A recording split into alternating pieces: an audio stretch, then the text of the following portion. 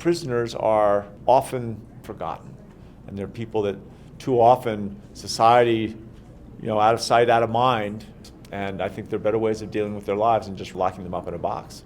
We're very honored to have you here today, Governor, and we appreciate you making time in your very busy schedule to meet with these fantastic staff here in Denver.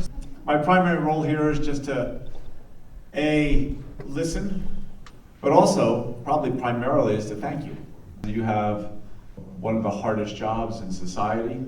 Let's not beat around the bush. Some of the people you deal with are cruel and I would say evil, but you also deal with a lot of people that made a mistake and are trying to figure out how to sort their lives out.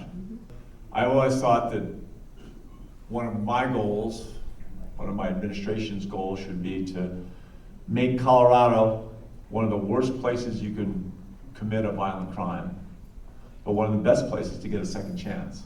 Good afternoon, ladies. Good afternoon. How are we?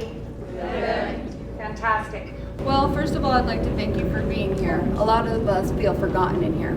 So the fact that you're here shows that we're not, and we do have a voice, and we are people. The one thing I got from woman after woman was a level of frustration that they felt they had done everything that they could, that they had rehabilitated themselves. What questions? You guys got any questions or suggestions?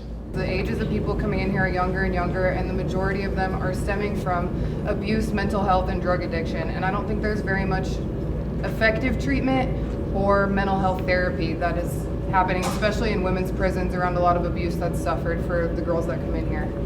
Finding mental health practitioners, right? Doctors and people that are trained in how to deal with mental health issues.